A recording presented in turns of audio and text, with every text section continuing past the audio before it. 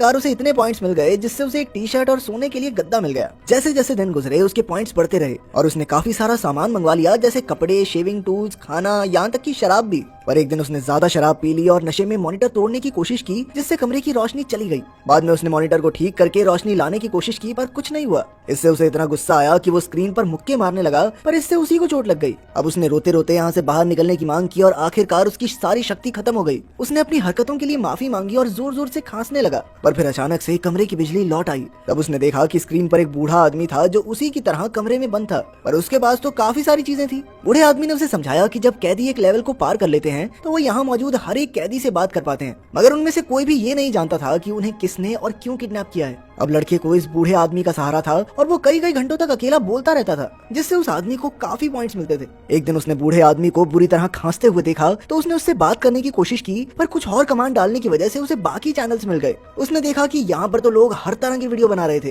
कोई खाना बनाना सिखा रहा था, कोई मेकअप और एक सुंदर सी लड़की योगा करती थी। खैर काफी जद्दोजहद के बाद जब उसने बूढ़े आदमी से बात की तो उसे पता चला कि हर कैदी का एक चैनल नंबर है। लड़के का नंबर 14 था और बूढ़े आदमी का 73 की हालत देखकर 14 ने उससे दोस्ती कर ली और वो उसके साथ खाना खाकर, जादू सीखकर और गाना गाकर समय बिताने लगा। कुछ समय बाद 14 का कनेक्शन चैनल 28 वाली लड़की से जुड़ा, जो रात को योगा करती थी। उसकी खूबसूरती और शांति से खुश होकर लड़के ने अपने कुछ पॉइंट्स उसे दे दिए। फिर अगले दिन 14 ने अपने कमरे के लिए और चीजें मंगवाई और 73 से बातें की। 73 का कहना था कि वो हमेशा एक ही लेवल पर नहीं रह सकते, क्योंकि जल्द ही दर्शक उनसे बोर होकर पॉइंट्स देना बंद कर देंगे। उन्हें लगातार अपनी वीडियोस को बेहतर और मजेदार बनाते रहना होगा ताकि दर्शक उनके साथ बने रहें। इसके बाद 14 ने कई नई चीजें की, जैसे कि स्टैंड अप कॉमेडी, एक्सरसाइज, खाना बनाना, गाना गाना और 73 की सिखाई हुई कुछ मैजिक ट्रिक्स भी की। धीरे धीरे उसके दर्शक बढ़ने लगे और उसके पॉइंट्स भी, जिसकी मदद से वो अपनी वीडियोस के लिए और चीजें मंगवाने लगा। इसी के साथ वो 28 के साथ योगा करने लगा और उसने 73 की खांसी के लिए दवा भी मंगवाई, पर गलती से उसने गलत कमांड भर दी और वो चैनल 11 पर पहुंच गया,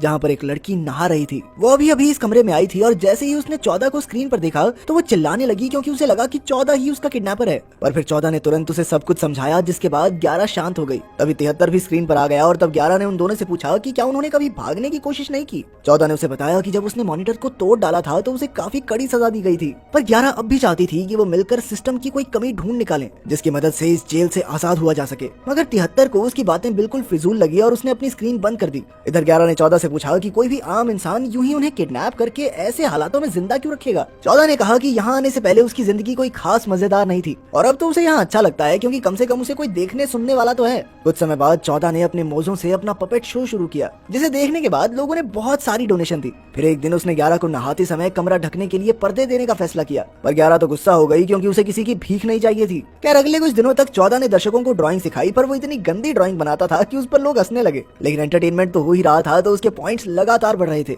धीरे धीरे उसने अपने कमरे में कई चीजें इकट्ठा कर ली, लेकिन नंबर 11 अभी बहुत गुस्से में थी और वो चाहती थी कि सभी कैदी मिलकर किडनैपर के खिलाफ आवाज उठाएं। ये सुनकर 11 और 73 उससे बहस करने लगे और अंत में 73 जोर जोर से खांसने लगा। उस रात 73 की हालत इतनी खराब हो गई कि उसे दौरा पड़ गया और वो बेहोश होकर गिर पड़ा। अब उसका शरीर इतना कमजोर हो गया था कि वो हिल भी नहीं पा रहा था। तब 14 ने अपने दर्शकों से मदद की गुहार लगाई और 11 ने कंप्यूटर से मदद मांगने की कोशिश की, पर फिर उसने एक गलत बटन दबा दिया और अचानक 73 का कमरा गर्म होने लगा। जल्द ही कमरे ने आग पकड़ ली और सारी चीजें जलने लगी। आखिरकार 73 भी इसी आग में जलकर राख हो गया। उसके दोस्त उसे यूं ही मरता हुआ देखने के सिवा कुछ नहीं कर पाए और आखिरकार 73 का कैमरा बंद हो गया। उन दोनों ने थोड़े समय तक शांत रहकर 73 की मौत का शोक मनाया। बाद में 14 ने 11 से कहा कि उसे खुद को इस हादसे का जिम्मेदार नहीं समझना चाहिए, पर 11 अब भी गहरे सदमे में थी, इसीलिए 14 ने अपने पपेट शो से उसका मन हल्का किया। फिर 11 ने कहा कि वो शराब पीना चाहती है, तो उन दोनों ने काफी शराब मंगवाई और पीकर नाचने लगे। नशे में नाचते हुए उन्होंने एक एक करके अपने कपड़े उतार दिए और आखिरकार उन्हें एहसास हुआ कि वो एक दूसरे को चाहने लगे हैं। आखिरकार जब नशा उतरा तो उन्हें समझ आया कि अब भी उदासी गई नहीं है। 14 ने कहा कि अब भी 73 की आवाज उसके कानों में गूंज रही है। उसे अपनी हालत पर बहुत गुस्सा आ रहा था, इसीलिए उसने अपनी सारी भड़ास निकाल दी। आखिरकार वो 11 के प्लान में शामिल होने को राजी हो गया। सभी कैदियों को मिलकर सिस्टम की कोई ना कोई कमी ढूंढनी होगी ताकि दूसरा कोई भी 73 जैसी मौत न मरे। इसके बाद 14 ने कैमरे के सामने बैठकर भाषण दिया, जिससे उसके पॉइंट्स काफी बढ़ गए, पर अब उसे पॉइंट्स से कोई फर्क नहीं पड़ता था। उसने कहा कि 73 की जान उसके लिए बहुत मायने रखती थी, इसलिए अगर किसी को भी कोई सुराग मिले जिससे यहाँ से निकला जा सके तो वो उसे जरूर बताए। तभी 28 उसकी स्क्रीन पर आई और कहने लगी कि 14 का भाषण बहुत अच्छा था, पर उसे नहीं लगता कि वो कभी भी सफल हो पाएंगे। ये सुनकर 11 को बहुत गुस्सा आ गया और वो 28 को बुरा भला कहने लगी। बाद में 14 और 11 ने देखा कि कई और कैदी उसके मिशन में शामिल हुए थे। एक लड़की थी जिसने अपने कमरे में बारिश करवाने का तरीका ढूंढ निकाला था। रात को जब नंबर 28 योगा कर रही थी तो 14 ने उससे बात की। 28 ने कहा कि 11 बहुत ज्यादा नेगेटिव सोचती है, थोड़ा पॉजिटिव सोचेगी तो उसके साथ अच्छा ही होगा। उसने 14 से भी कहा कि लोग तुम्हें इसलिए देखते हैं क्योंकि तुम उनके चेहरे पर मुस्कुराहट लाते हो। इसके बाद वो दोनों इकट्ठे योगा करने लगे, जिससे 11 को एक बार फिर से गुस्सा आ गया। खैर वो बाकी लोगों के चैनल्स देखने लगी तो उसे पता चला कि काफी सारे नए लोग उनके मिशन में जुड़ गए थे। किसी ने कमरे में हवा चलाने का तरीका ढूंढा था तो कोई कमरे की दीवारें हिला सकता था। अब 11 जल्द से जल्द इस जगह का नक्शा बनाकर बाहर निकलने का प्लान बनाना चाहती थी, पर 14 का जोश थोड़ा ठंडा हो गया था। 28 की बातें सुनकर उसे लग रहा था कि वो यहाँ पर खुश हैं, इसीलिए जो लोग खुश हैं उनके मन में 11 को गुस्सा नहीं बनना चाहिए।